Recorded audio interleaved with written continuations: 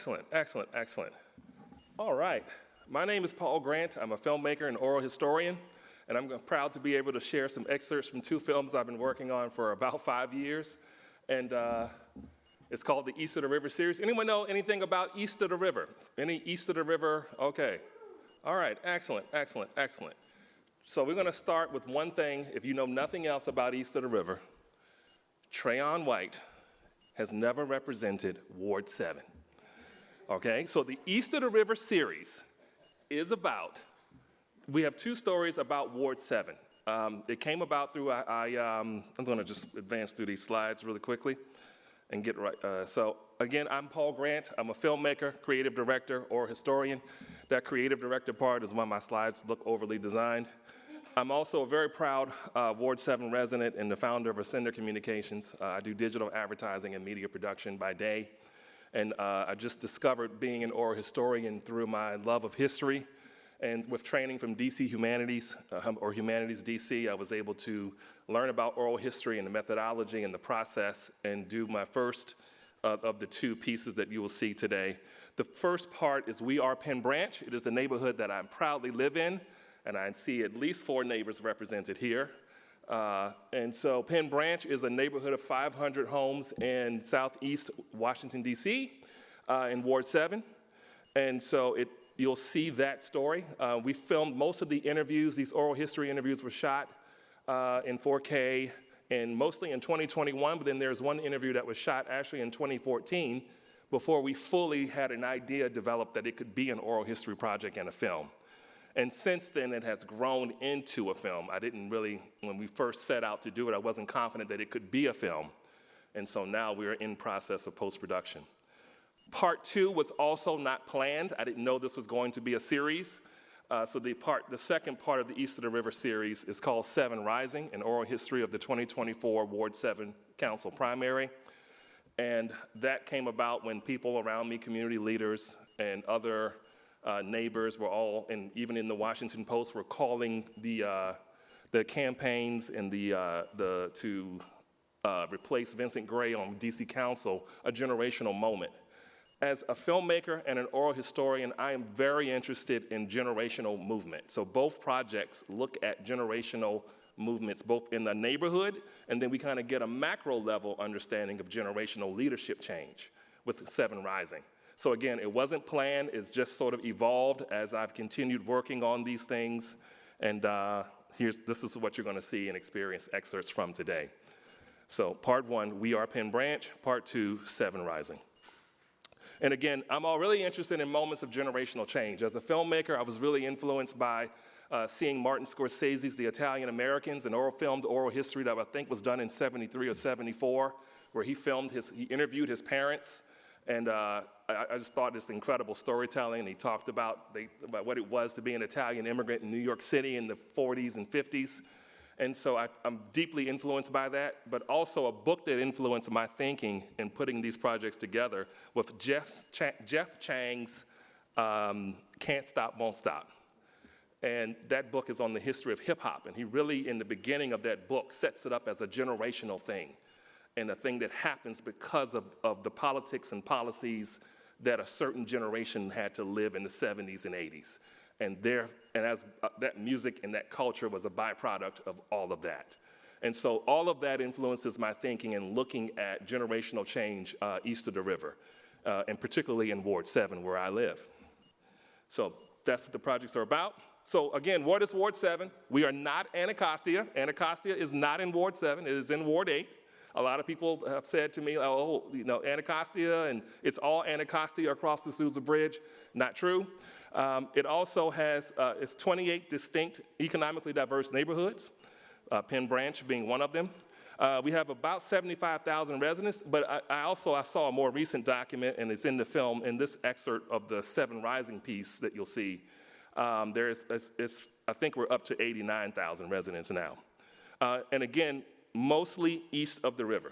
There are some elements of Hill East, Capitol Hill East, that were annexed in 2020 with the redistricting, but it is mostly east of the river.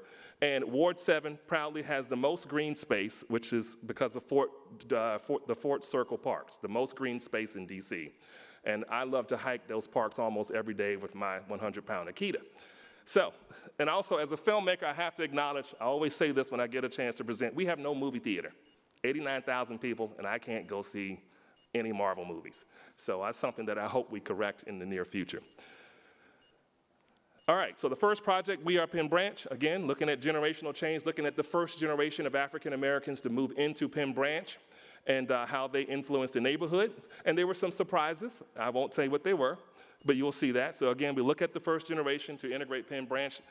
Penn Branch was integrated between 1962 and 1971. So again, these interviews are mostly conducted throughout 2021. And then there's one interview that was shot in 2014, which when we were just coming up with the seeds of the idea. I moved into this neighborhood in 2012, my wife and I, and we met so many incredible people. And again, it was an idea that we had talked about and bounced off of neighbors, and they was like, you know, we should try. And so we did this first interview in 2014, and then later got funding through Humanities DC, and it became a full oral history project, and now a film. So again, the central theme of We Are Penn Branch is how we become a community. The second project, 7 Rising, Oral History of the 2024 Ward 7 DC Council Primary, explores again a moment of generational leadership as 10 candidates competed to represent Ward 7 on DC Council. That's a mouthful. I gotta shorten those sentences. 10 candidates competing. We were able to interview 8 of them. 2 said no. And the interviews were conducted 30 days before the June 4th primary last year. So one of the things that I learned is that I have a talent for herding cats, because if you can imagine pulling candidates off the campaign trail 30 days before an election and saying, hey, I want to do an oral history interview about your life, it's very difficult. But I'll tell you the secret to getting them to come in at the end. All right, so then we conducted interviews again with 8 of the 10, and as well as 5 prominent community leaders to give us context of the generational moment of leadership change that was happening. So with that, I'm going to share 25 minutes excerpt of We Are Penn Branch. Again, I didn't set out for this to be a film that long, but it looks like it might even be a full hour, but you'll see the first 25-minute excerpt that's put together, and you all are the first to see it beyond the people in the neighborhood, beyond my neighbors. So don't throw anything at me. Just, you know, be gentle. Thank you. And so let's look, going back to 7 Rising, I have this chart to just sort of show the generational breakdown. Again, 10 candidates. We were able to interview 8. I think we had 6 millennials, 2 Gen Xers, 2 baby boomers. And so this all competing to replace Vincent Gray. So that's the setup. That's the setup, and here are the ages for each generation. So a heavy millennial, you know, field there of candidates. So with that, I believe, oh, hold on, I didn't go into my central theme. My central theme for 7 Rising was about process and perspectives. And I'll talk more about that when we get into the Q&A about what I learned and why process and perspectives as opposed to some of the issues that come up in the piece. So we'll talk about that later. But overall, the theme that we were looking at in doing this work was exploring the process of how we choose our leaders and then generational perspectives. So I believe this is the timeline of how both projects line up. So you can kind of get a sense of thinking of a macro level of DC history. You can see We Are Penn Branch again between 1960s and 70s, and then that second part, 2025, and then a whole lot of DC history in between. And there is a planned third piece that actually will fall in the middle. It will actually fall, if I continue on with the series, part 3 will look at something in the mid-90s. So that's pretty much how it lines up on the historical timeline. And I believe this is We Are Penn Branch.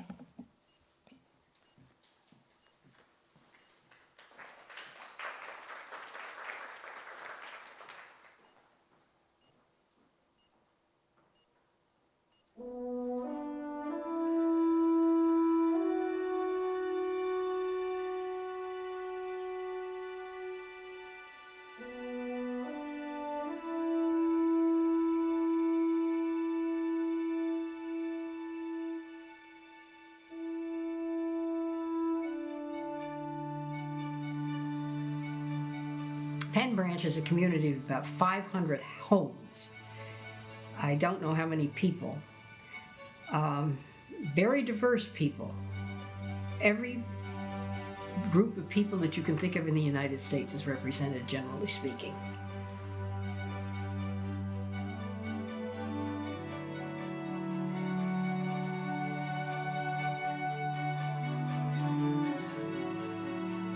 Yeah, I told you about the story about moving, looking at different houses, didn't I? You can talk. You know, if you remember any details. I came to Washington as a young woman working for the government in 1951, went back to the New York area for several years, married, and ended up here when my husband came with NASA in 1962. NASA is the federal agency responsible for carrying forward the peaceful exploration of outer space to enhance man's understanding of the universe. And when John Kennedy came to town and said, ask not what your country can do for you, ask what you can do for your country. he did. He wrote him a letter and got an answer. And that's how he got his job with NASA. Well, when my husband came, he made a circle on the map and said, I will live within this area because I do not want to commute. So this had a lovely house. It had a yard. It had a fence so that the dog could stay in. And that's why we bought this house here. My husband had an aunt who was living in Chicago. She wanted to get out of Chicago and she wanted to go back to Lynchburg. Bert was in real estate and we were about to move. So she bought this house with the idea that we were going to buy it when she got her house built in Lynchburg. Well, we were just looking for, a larger home and, in a different type of neighborhood. We just happened to turn off of Pennsylvania Avenue one day and found out all this was back here. And so we said, wow, just look here. So we happened to see that this house was for sale. Well, we looked at houses in Maryland, D.C., all over D.C. We lived in Mayfair Mansions. Back then, Mayfair was nice. It was real drama that's over there now. And we would ride around, my mother and myself with Gigi. We would ride around every so many days out of a week looking for houses. And we just came around here and saw this one. I was born in Brooklyn. My parents were both from New York. My father got a job with the government. In 1956, he took a job with Department of Health, Education, and Welfare. So they moved to Naylor Gardens, and they were there for about 2 years. By that time, there was a family of 3 kids, and they were looking to buy a house. So they bought a house on 33rd Place, which is now literally down the block and around the corner from where I am now. My husband wanted to live in the suburban area. I wanted to live in the urban area. But when we saw Hillcrest, we said this is it because it's suburban, and urban. This neighborhood, number one, was better, meaning that the houses.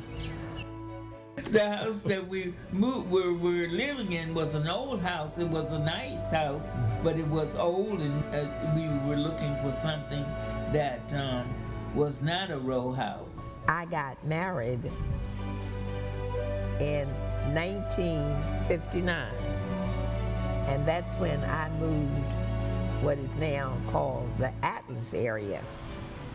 I lived at 1340 G Street Northeast. That's where my daughter lives now. And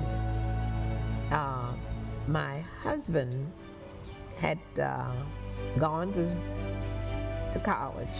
They drafted him when he finished all of his courses. And of course, he went to Chicago, and then to California, and then to Hawaii. At that time, they had the Seafarers Club, which a lot of the black guys were buying boats. And so we were sitting, and I was still living on G Street Northeast. And so we were sitting there, and so he said that he decided he was going to buy a boat.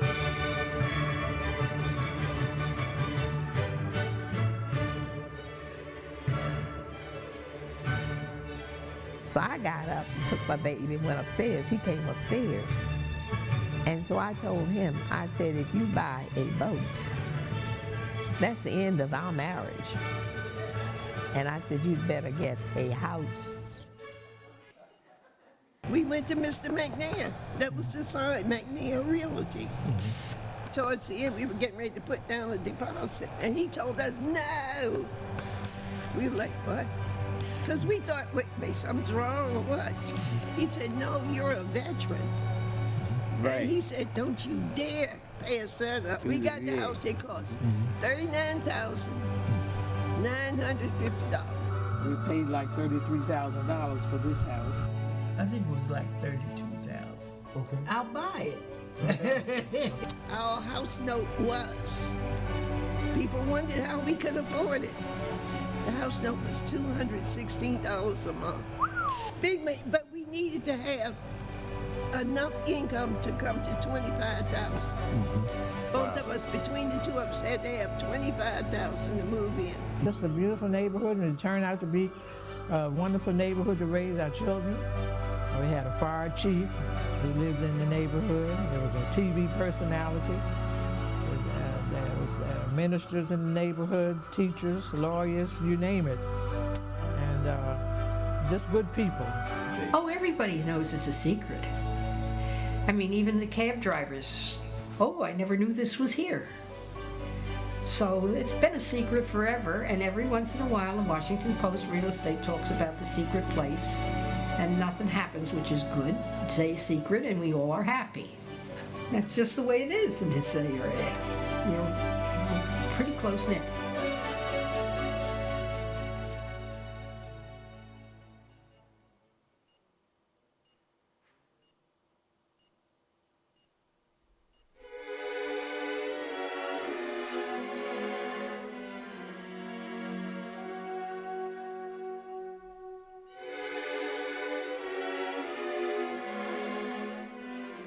This deed, made this 12th of October in the year 1948, organizes and existing under the laws of the District of Columbia is subject also to the covenants that neither the above described land nor any thereof shall ever be sold, leased, transferred, demised, or conveyed either directly or indirectly to any Negro, or to a person of Negro or African descent, nor shall any home erected thereupon be occupied, or used by any person of Negro blood excepting as to servants of the owner of occupant of said land.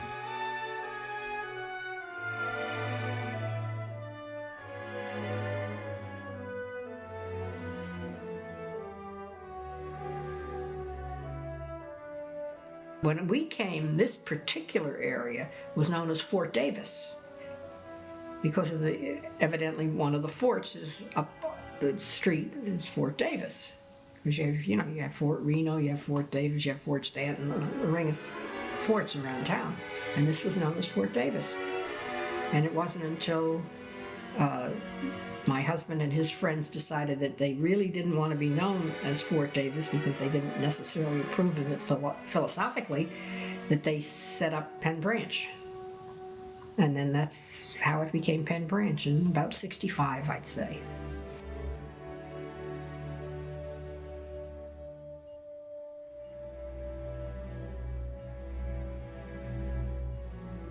My husband, he was very active in the community. He really loved this place because, and there were many other young people who loved this place and wanted to make it better. They wanted to make it an example for the country, in fact, because they thought it was such a wonderful neighborhood to be in. I don't know how to put this nicely. It was a A group that wasn't broad-minded, let's put it like that, and didn't want newcomers if it wasn't their persuasion. It was a revolt.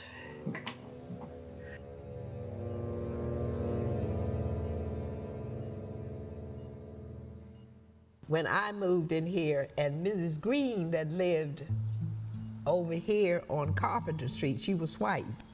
Those folk did not want to even have anything to do with us because we were black. All of Carpenter Street right there. That's the way those folk were. There just wasn't any blacks over here.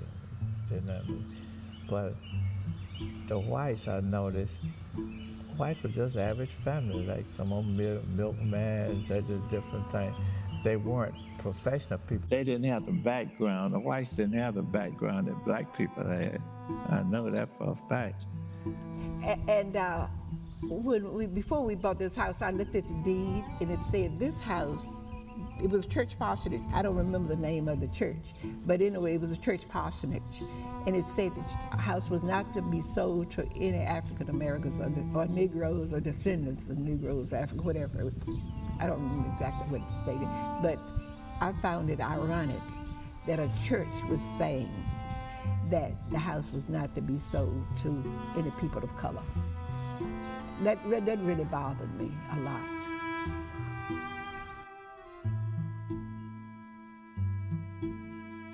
We were called niggers. Right here on O Street.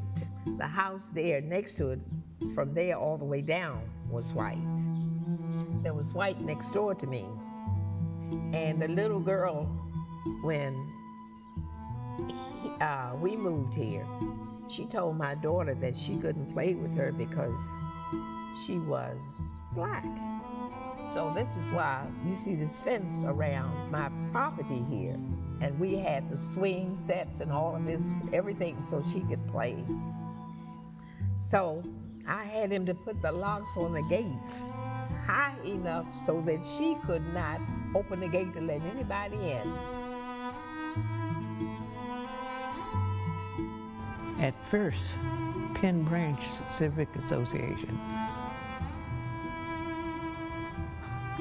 didn't want black folks in it. DuPont Park and Penn Branch, some of their areas overlap. And that's the reason why. They would have their meetings, but we were not allowed to be a part of it. All I know, you had a black one and a white one, civic and citizen. That was just all over the city that way. Whites was citizen, black was civic, irrespective of, wherever you live. So we had some of the folk who lived at the top of the hill and so forth and down here who became members. And what happened was Haskell Shackelford, who was a mailman, lived on Mass Avenue, went to DuPont, Fort DuPont, and asked them to give us this area. So they gave us from the railroad track all the way up to the other side where the park is, where you come through. All of that became, and all the way over to Eli, became DuPont Park. This whole area was DuPont Park. See, it wasn't too long before they got together. I'm almost sure, I think I was the first president. But anyway, so we had a little, on a Sunday afternoon, about 3 o'clock. And I said, well, you can come to my house. That was about the third time they had that. And when they came here, we were in my living room there, and they would say some of the darndest thing. Oh, I didn't know black people could do such. You went to college and all that kind of stuff. So I just told them that I wasn't having any more meetings and I wouldn't come to those kind of things. First thing, by that time, you see, I'd finished college, had a good job working in the government, why would I be participating in some old crazy sitting around? And now some black people thought it was a good thing. And I'd been in the Army and had a lot of discrimination there also. Did you experience discrimination during the war? Oh yeah, naturally. Everything was separated. And it wasn't separate but equal. They called it separate but equal. But you were just separated.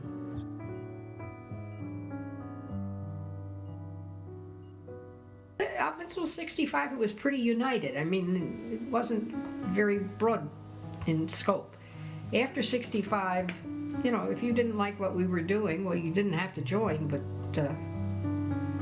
most people chose if they wanted to. If they didn't want to join, usually they left. Some of the white families began to move out, you know, one by one, but there were some who stayed, and those who stayed welcomed us and to the neighborhood and were very, very friendly. So I guess it was a changing neighborhood, but I knew the families that had kids. Down on Carpenter Street, my friend Karen Spriggs moved in, and she was African American. I don't remember, she might have been in my class at Randall Highlands. As it turned out, she was in my class for 7th, 8th, and 9th grade later on. My parents bought a house on Westover Drive.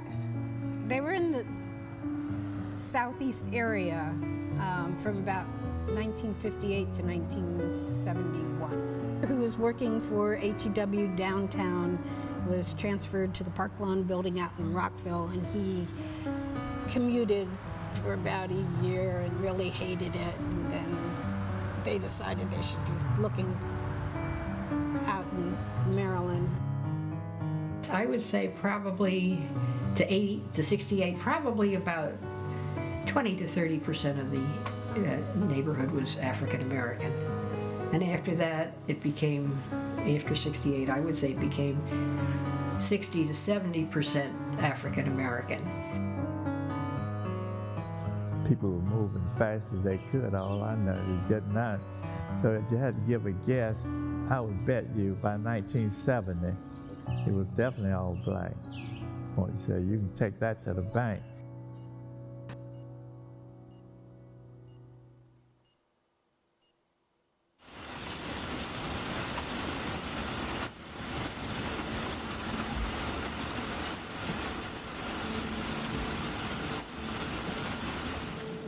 Area, raising of a family. We really had very few concerns, really did. Now the schools were beginning to change over, well, in terms of, you know, some of the middle-class parents were moving their children to private schools. Before I got here, see, they were in Catholic schools. But why did you choose Catholic school? Because I didn't, I thought that was the best education at the time. I didn't trust the public school system. And another thing, I guess was a factor of me being brought up in a segregated, at the time, our system was Division I and Division II. So I was brought up in Division II, but I got an education. And when integration came about, the schools, I just felt that some of the teachers that were in those schools, some of the white teachers that were in those schools rejected teaching black children. And a lot of the white children's parents were just like me. They took their children out. They didn't want to be with you.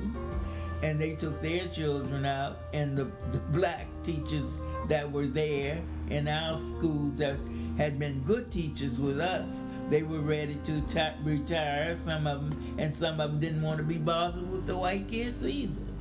And so I just said, I thought that the Catholic education would be the best thing. I started teaching in D.C. in year 66, but it was okay. When I first started, it was fine.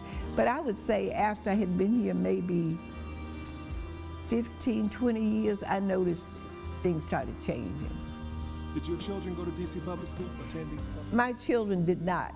It wasn't because of the teachers. I have always thought DC had some of the best teachers in the country. But I knew some of these children that were in school were very difficult to discipline. Teachers had to spend so much time disciplining the children. So my children went to Burgundy Farm Country Day School, from there to Georgetown Day, only because I was not pleased with the way children behaved in the classroom. My older siblings were sent through DC public schools the whole way. I don't know, although my parents were members of St. Francis Catholic Church, I'm not entirely sure why we weren't sent there initially. I think I was told, or I absorbed the fact that, like, St. Francis was very crowded, the class size was too big. I don't know, but I wound up at Randall Highlands. And I liked it, I thought. Were the classes crowded because there just simply weren't enough schools, or was there some sort of population growth? I assumed it's just like being a baby boomer. I don't know. It was, the population was up. We had old buildings. This was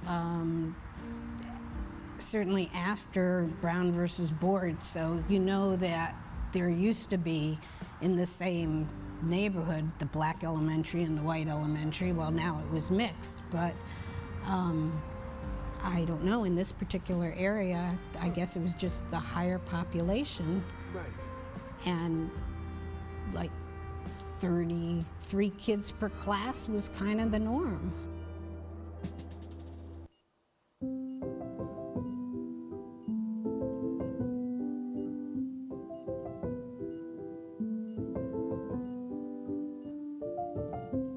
This is a neighborhood of long marriages, and just everybody here, Faye and Mac next door are married. I don't know, they were married when they came here, and it's almost 30 years, and people just stay married. My wife and I were from same little town. I met her, started dating her in high school. Well, I actually met Rudy when I was in a graduate class at University of Maryland. I met my husband on the tennis court. Dad used to joke and said she met me on a tennis court and never hit another balls. I got married in 1959. I got married in 1953. I was married in 65. We were married 53 years when he died. We've been together how many years? 60. I was married for 53 years. We didn't think we'd be together 60 years, did we? Yeah. Mm-hmm. We did. Yeah. No, we did. Yes, we did. You want to cut it short? What? I mean, you just really don't think about it. Yeah, I know you don't think about it. I never thought about it until he asked the question. Oh, okay, all right. Well, you can't get your money back now. Okay. You got that right. Don't worry about it.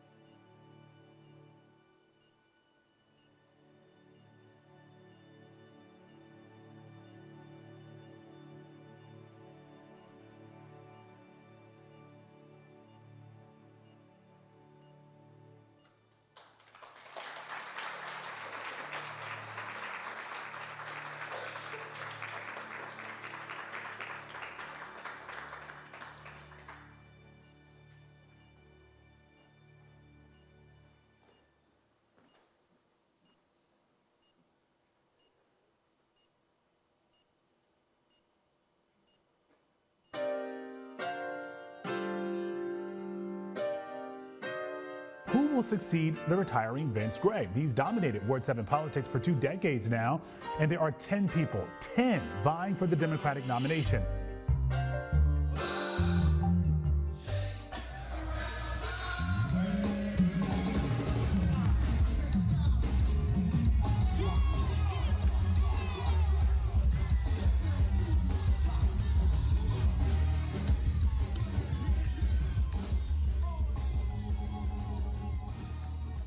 There's been lots of talk about this being a generational moment.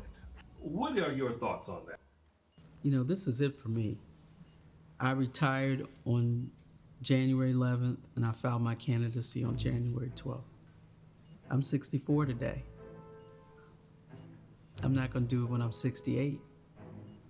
So I'm truly in it for the people. I just couldn't sit this out after all my 30-plus years of public service. This ward right now is in trouble, right? And we need somebody that's committed. We need somebody that has compassion. We need somebody that's competent. We need somebody that cares. These folks, in my opinion, they're not going to be able to do that. And to me, that's going to be to the demise of our ward. Knowing what I know about the council and how it works, I don't think any of them really know what they're getting into or are capable or qualified. I'm claiming this race. I'm going to win this race. And I'm going to stay there for 4 years. And one of these candidates that I feel that's worthy, I will bring them on my staff. I can help groom the next person from this group. They will work with me every day. And at the end of this 4 years, I will be endorsing one of them.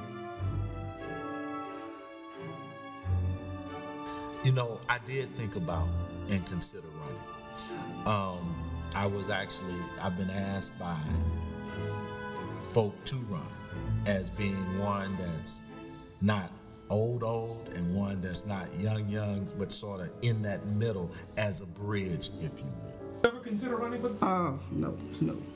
Why not? I don't have the temperament. I mean, what I mean by that is I'm just a straight shooter, and I get in trouble by being a straight shooter.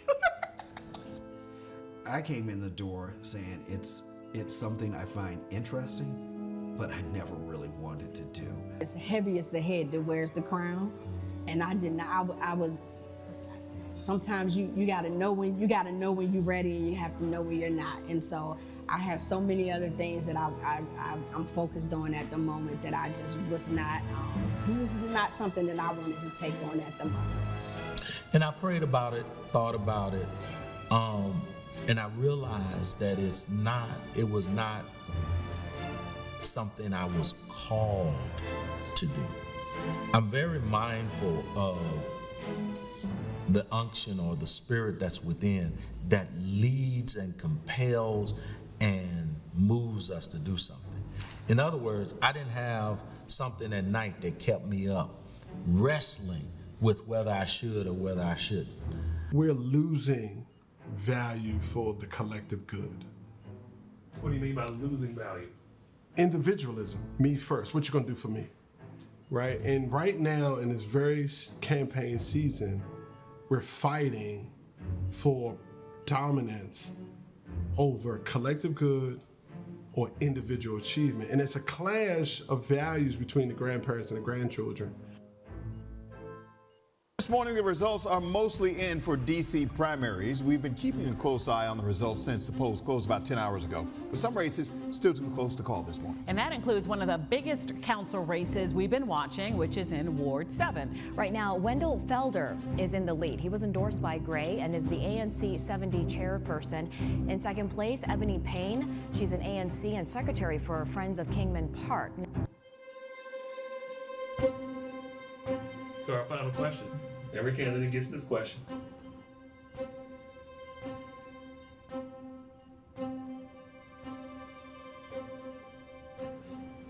You'll answer right to the lens. Complete this statement, please. Yes. Here we go. If I lose.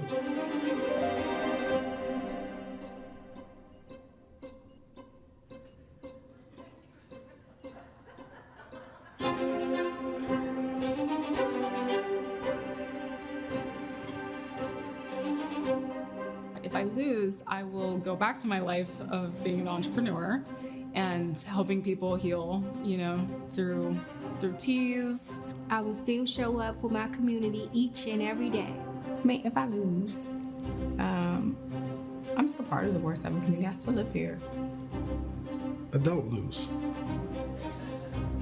I don't lose. I learn. I don't know what happened if I lose.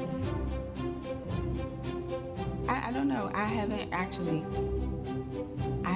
considered losing. I just haven't. Like I've only considered winning. I don't see it.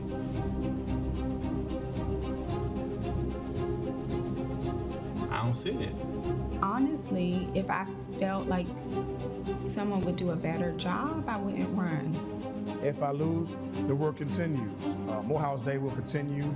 I'll still be working with civic associations. If I lose, I will continue to serve my community as I have for over 30 years. The question is, what y'all gonna do if I don't become the council member? Define y'all.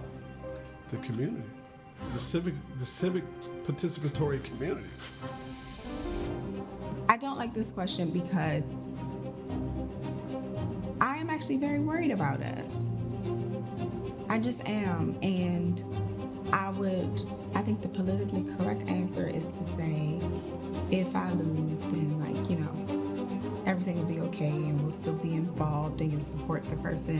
I'll still be working with civic associations, working with ANC commissioners, working with community stakeholders, working with small businesses, working with programs such as the Trigger Project, with Tia Bell, with DENPED, also with the Fletcher Johnson Project.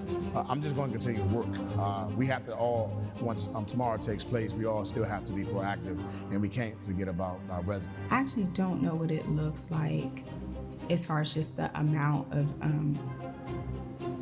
preparedness someone's going to have and what it actually looks like to support that person. I'm at peace. I'm at peace with whatever the outcome will be. I don't see that we're going to lose. Yes, I'll be a committed, dedicated husband to my beloved wife and my 3 sons. However, I'll try my best to make the time to support, those individuals and programs and organizations. That's going to make Ward 7 greater. I do hope to continue my work with solving Ward 7's food desert, win or lose. Because there was no purpose of any of us, joining this race if we don't believe in making this entire ward better. I would, without hesitation, say no matter who wins, everything's going to be great. I don't know if I know that to be true, though. I think I'm going to be the next Ward 7 councilman. 110% feel that way. There's a calmness.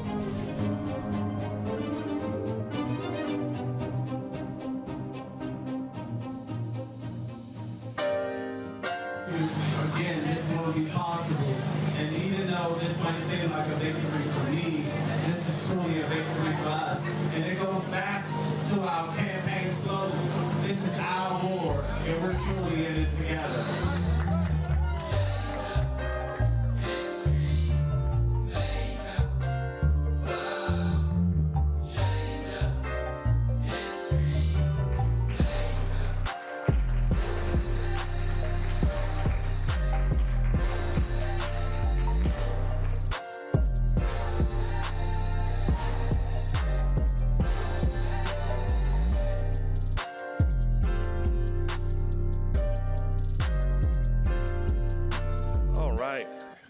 You can wake up now. I apologize for those last 2 graphics falling out at the end of that. It just basically said that Ebony Payne was reinstated as ANC, and that Ebony Rose Thompson was reelected to State Board of Education, both representing their Ward 7. So I apologize for that. And also for not having captions. That's a big no-no. I should have had captions. A quick summary, and then I'm just going to open up for questions, and we can have a conversation about what you saw, what you liked, what you didn't like. And so with We Are Penn Branch, here's some things that I learned. Every home tells a story. Every home tells a story. History is messy and interconnected. The rise, what you really see here, I started my career as a photojournalist, and I had an editor that used to say I was kind of like a black Peter Parker. I would get yelled at, and my pictures were always crap every morning when I came back. And so he would always say, A great story is not when the dog bites a man. That's what the dog does. The great story is when the man bites the dog. Well, using that same framework, when you think about East of the River, Ward 7, a lot of times that's associated with poverty. What we see here is a story that shows the rise of an predominantly African-American middle class and how they lived and how they found community in Penn Branch. And so again, this is the generation that many of them in the extended piece that we're still hoping to finish, they attended the March on Washington. They worked in they were part of the movement for home rule, and in various ways some of them worked in Walter Washington's administration. Again, I think it's worth noting that that generation was inspired by the Kennedy administration to come into government and come into public service. And it's worth noting, and one of the reasons why at this moment I am taking my time with both pieces is it's worth considering how now 60 years later today, the Trump administration is trying to decimate public service. And what impact will that have on the neighborhood? And even looking at, even as we consider 7 Rising, it's worth noting that even after that was one of the most expensive campaigns. It was one of the most vicious campaigns we had ever had east of the river in Ward 7. But if we lose home rule, it was sort of all for naught if we lose our council. And so I'm really curious to see, as morbid as that is, how that plays out and what the resistance will be and if that will end up being a part of that narrative. So again, when I was talking earlier about the themes of 7 Rising, one of the things I had to reckon with was, I had someone from, I won't say her name, but I had someone from an organization who saw an early draft. The full film 7 Rising runs about 46 minutes right now. It's much longer than that. And it goes into their lives and their narratives and what inspired them to run and some of the issues that they learned on the campaign trail. But I had someone look at it and she challenged me to say, Paul, what you made is an advocacy film. And what I had to struggle with was that I'm not sure that I was advocating. And it took me months since November, we having that conversation with this person who I deeply respect, that I had to really go back and reconsider why I did this oral history project. And I realized I really was interested in the process, not so much advocating for against voter apathy or trying to increase voter engagement. I think that's a byproduct of just what happened and just showing the facts. But for me, it was about the process of how we choose our leaders, particularly in predominantly Black areas. You know, what control do we really have over our lives and our existence to make change? And does the political process work? I think I'm really struggling with these questions, particularly after November. And so that's something that I'm working through as I continue to edit and work on subsequent versions of the full film. And then again, just looking over generation only, that this generation may preside over those losses, the loss of home rule, the loss of, whatever happens of DC at this moment, that this is the generation of leadership that we chose. And just looking at all of the ramifications and meanings, good and bad. I just want to acknowledge one other thing. You saw in the beginning, in the 7 Rising piece, Wendell Felder beating his feet. That was our current council member beating his feet to go-go music, which is great because what I want to do is intercut that with our last council member, Vincent Gray, was an excellent hand dancer. Both men are men of their times. His beating his feet, Vince Gray's hand dancing. So I'm looking for footage of Vince Gray hand dancing. I would love to intercut that because we're all products of our time. And that is very much a marker of the time that group of candidates and that leader lives in.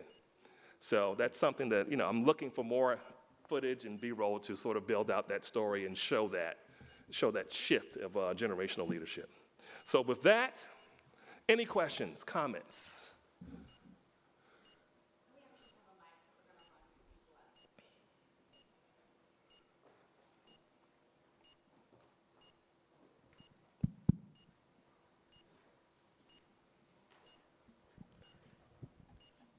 You want to point it out?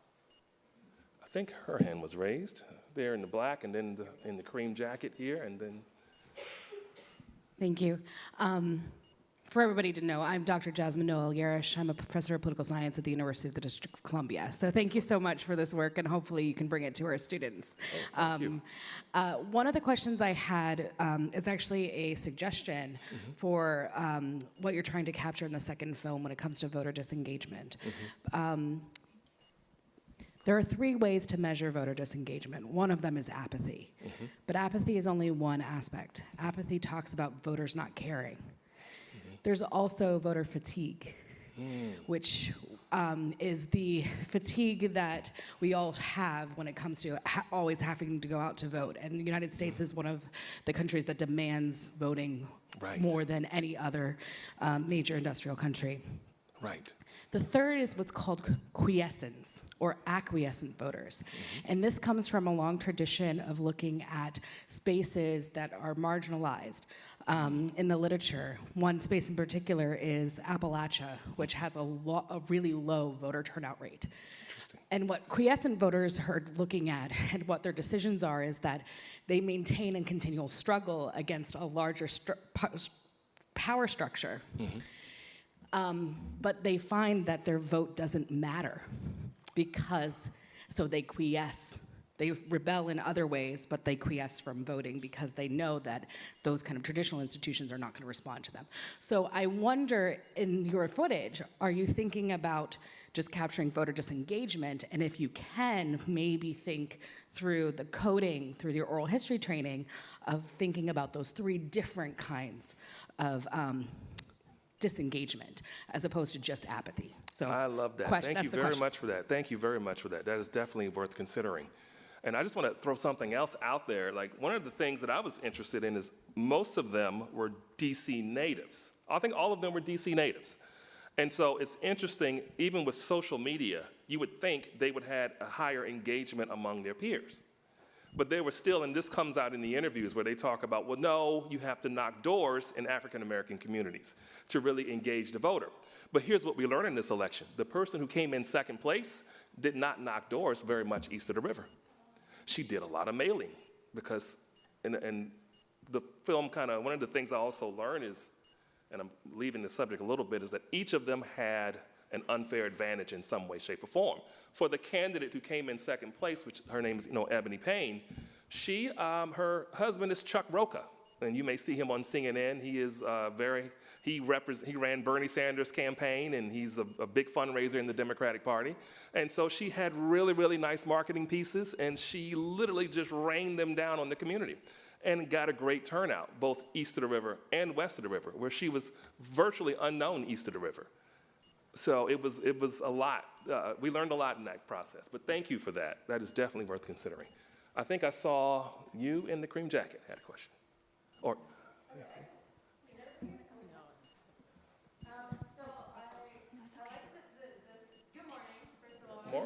Good morning. I am a student in UDC, University of District of Columbia, in History of DC class. We did talk about some suggestion that she said for the disengagement of the voters. What my question would be is, how can we mobilize the mass, especially the youth, to get engaged into voting? That's a great question. I get asked that a lot. I have no idea. I think a lot of it has to do with building value. Like, one of the things, I'm also right now president of the Penn Branch Community Association, which is as high in local politics as I'll ever go. I'm on my way down from here. But one of the things that I try to do is just bring value to the association. And just bring value. Just do things that people value. People value getting together. People value sharing, talking, hanging out. Do more of it. And then build any actionable things around that. But make it something that people value. And that's what I think that they will have to do going forward. Because I really do believe that class of leaders will be the leaders that lead Ward 7 in the future. Some of them, actually, at least one I know has actually left Ward 7. And a few were so upset that they vacated their public posts. It was a really nasty race. But I hope that those who are still engaged will find ways to build value into the process and help people see that it can make a difference. Thank you. I'm going to go to Rhonda.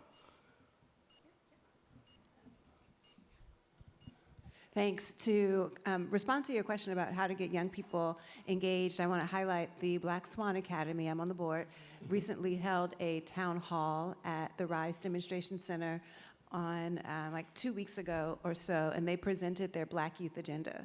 So one way to get youth engaged is to listen to them and to take their concerns seriously. I'm also someone who ran for public office several years ago, and in listening to my peers and other colleagues and getting a closer look into politics, we listen to the people who vote and who vote often, and it becomes a self-fulfilling prophecy and cycle. So we structurally tend to exclude young people from voting and from being engaged. But when we listen to them and actually take action on the things that they say, they become engaged and dedicated voters, in my opinion. Excellent. Just want to pop right down the line here. There you go. Paul, two wonderful films. It's really a pleasure. And like all the other faculty members here, we can't wait to. And as you know, from an ADA perspective, to screen on campus, we are going to be required to have the subtitles. Promise. And while the audio, you did a great job on the sound engineering, there are a few points where, for everybody, but in terms of a few filmmaking observations and questions, Sure. I mean, I just love the Penn Landing film. But it occurred to me, there's so many interesting things. First of all, that race is not initially introduced, which is a really interesting strategy. Say that one more time. That You race said- is not initially introduced as the central problematic, although it comes in and obviously develops. And then at the end, as we move to loving marriages and community, race again fades into the background. So I think that, but what's fascinating is that the discovery section, I love the way that it foregrounds the houses themselves, and that the first personalities, while we meet these wonderful people and we fall in love with them, and we all feel terrible when we, feel they've gone on to their just reward at the end, that the initial personalities are the homes themselves, the houses themselves. And so that skillful, I thought, filmmaking decision, which was a little surprising because so often interviews are done at people's, either living rooms or dining room tables. There was a bit of that. But the placement, I thought, on the lawns in front of the house, in which the house and what it means to have home ownership, that the houses become the personalities. And then only later do we move into the question of racial tension and the gradual story of post-65 white flight and so forth. I thought that was just beautifully done because it pulled us in and made the houses co-equal partners. And because Penn Landing is a place, after all, with a lot of long history of home ownership. And then the use of humor, I thought, was very skillful, and just those magnificent moments when the couples are looking at each other and reflecting on those issues of longevity. So it's a marvelous piece of filmmaking about placemaking, and I think once the subtitles are in there, it is just going to have a lot of, not only for us sharing it with our students in the district, but really nationally for the meaning of place, especially as we move into this moment of crisis. And then the humor also was so great in Seven Rising, and that fantastic question of if I lose and how much is revealed. I thought that was marvelous. I had as we began this process, and I say we because my wife was always a consultant in this process, and so I had a meeting with a nonprofit leader east of the river who said that she had had lunch with each of the candidates earlier in the campaign, and she said, what's interesting to me is every last one of them thinks they can win. And I knew the question right there. I wasn't even confident that I was going to even go after the project. But I knew that question. I'm like, that's going to be the core. And then I have to look at it generationally. Now I have to figure out who they are. Can I pull this off? Then, so it went. My interview guide was sort of done in reverse from that question. So that question comes after, in some cases, an hour and a half of talking about their lives and growing up in D.C. So there was one person whose answer, Roscoe Grant, who I have no relation to. I literally thought he was going to hit me. Like, when I said, if I lose, he kind of jolted forward, and I was like, oh. no, because it Yeah, brings us out of he that didn't dream see it space. coming. But I did have a suggestion for an alternate title. I mean, I love Please. Seven Rising because it gets at the generational issue. But I thought if you wanted to get a phrase that really came from the community, that called might be it. Called. That's because I interesting. mean, and that's the one phrase that you actually felt compelled to identify because of its obviously its grounding in the Black church. But this is about what it means to be called, and so it's another possible title. And an interesting point of note related to being called. One of the things I was interested in was how much do they feel a connection to the civil rights movement, Marion Barry, the movement in the 70s, that first generation, or do they feel as millennials that they are something completely different? And a lot of them, they reference Tupac, they reference Drake in their interviews. They're not citing Lincoln or Kennedy or Martin Luther King or Malcolm X. I tend to find that the two Gen Xers were the ones that were looking back to Marion Barry, looking back to, and I'm not trying to give any kudos to my own generation, it's just how it played out. They were very much of the moment, those millennials. I also want to go back to We Are Penn Branch and talk about the housing. That was very intentional because, again, when most people think east of the river, it's all Anacostia, and they don't realize that there is a thriving middle-class neighborhood, that there's many thriving middle-class neighborhoods there. It's very economically diverse. So we really did want to get portraits of homeowners. And then what evolved over time is I met a historian who did tell me that these houses have changed over and they will continue changing over. And change is a part of what happens in every American community.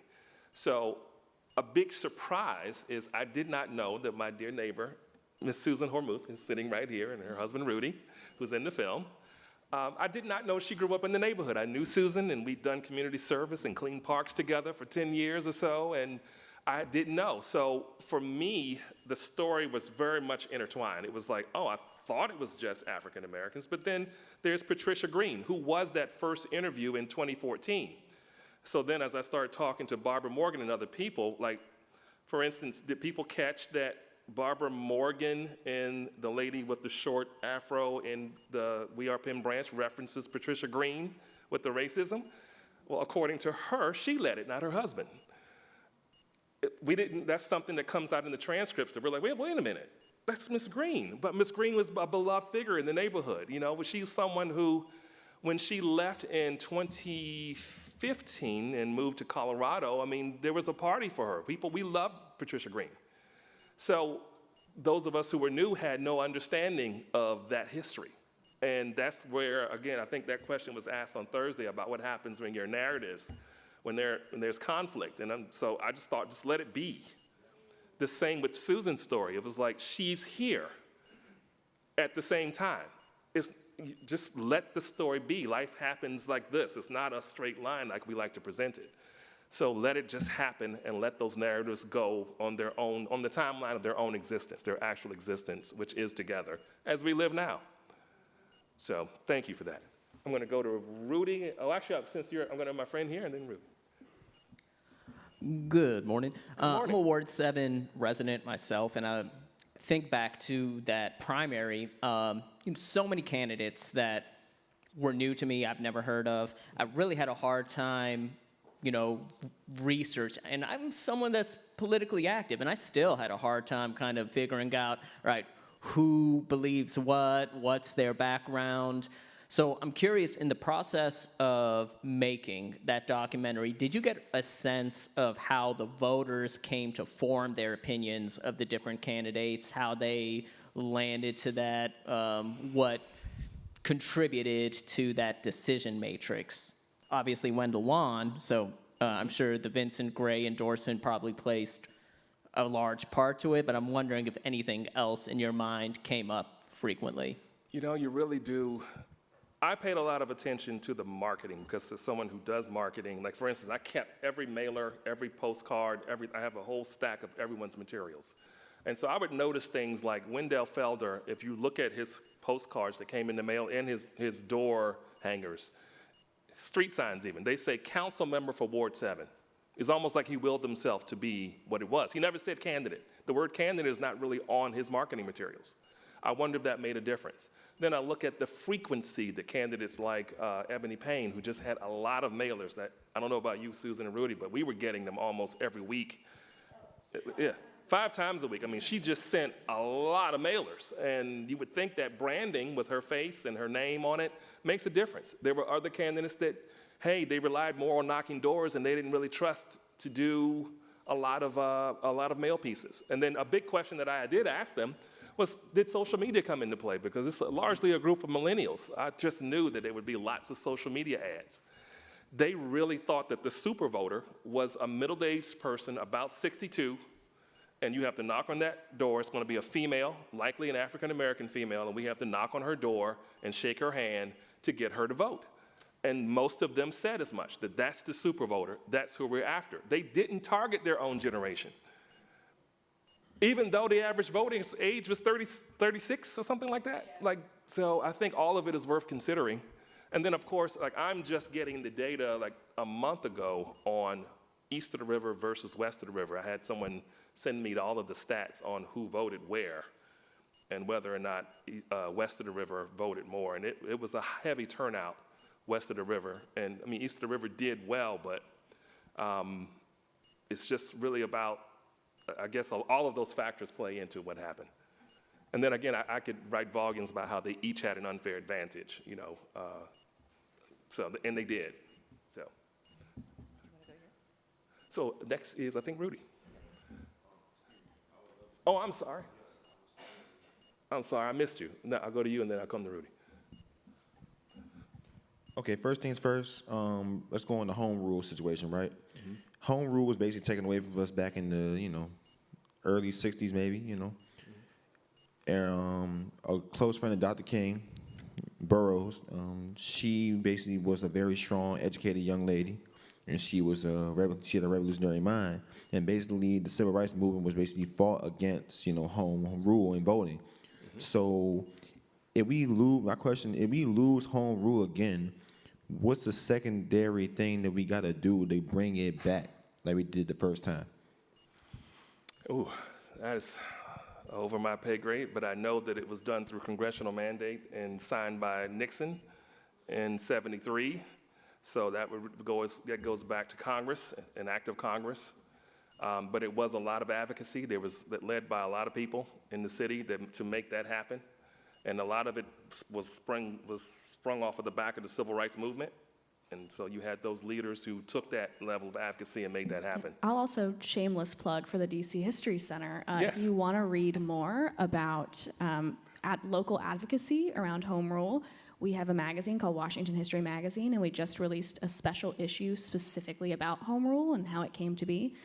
So if you are looking for more information about sort of what that effort looked like at the time and how we might emulate that in the present, that's a great place to start. Excellent. Thank you for that. Did you have something? I'm so sorry. I don't mean to take the microphone over, but yes, I do. Now, the housing situations and the voting situations. Okay, from my perspective, I'm a young man. I'm only 19 years old, so I'm still trying to get the gist of the voting situation. But from what I've seen in my years of, in my early teenage years, I've realized that most people cannot vote because they're mentally disabled, not by means of life, but by means of birth and, hereditary things. So another question I have is, the people that are basically incapable of, basically making their own choices, how can the middle class and the high class work together to help the uneligible people to vote that actually cannot think or do things for themselves? How can we actually make a pathway or a leadway to actually bring them to the light that we can help them vote so they can actually have a better insight to help them understand. Basically, mental health needs. Well, I'm sorry, I have a lot of questions. I'm very enthusiastic, but I'm so sorry. But I don't want to take up all you guys' time.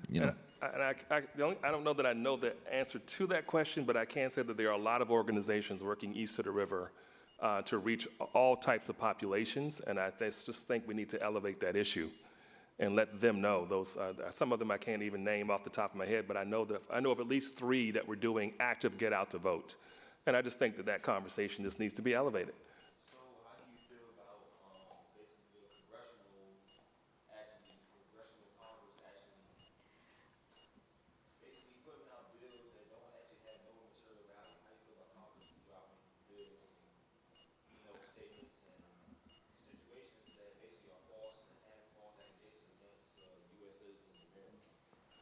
I can't answer that question.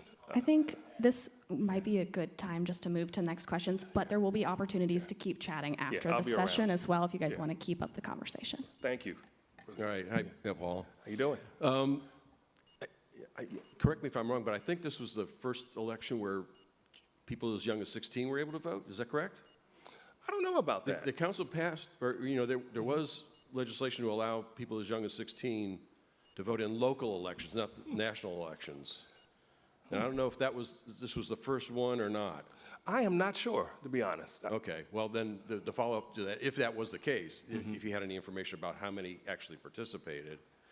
I can look into it. I have access to that data. I also want to remind you, you said you were going to say how you got these people to respond to your interview 30 days before the election. Yes. And thirdly, I love your shirt, but you'd have to show it off. Okay, shirt, home rule. All right. All right, shameless plug, I designed it. Okay. So, but anyway, to answer, hang on, I got to answer his question first. We don't want to be rude. So, trick was, because I didn't know most of them I didn't know, only knew like one or two. So the trick was, hey, I'm a filmmaker, I'm doing this oral history, and you get to be a part of history whether you win or lose. It's going to the public library. Also, I'm going to have a makeup artist. You'll look great. So, we had a makeup artist there to whatever they needed. Like if you need your beard lined up, we will make you look great, and it will be preserved for all time, no matter what happens. So that was that's what we did, and it worked. It worked for 8 of the 10. Now, one of them was like, who are you? Who is Paul Grant? Who's going to see this film? I'm in the middle of my campaign. If you can't tell me who's going to see it, I'm not coming. And I'm like, I don't know, because at that point, I wasn't sure it was even going to be a film. So I thought it would just be a series of interviews, and so which it will be, but now it's grown. So thank you. Makeup artist, folks. Thank you so much. We are at time. I just want to give you a heads up. Go ahead, I'll come to you. Thanks, everyone.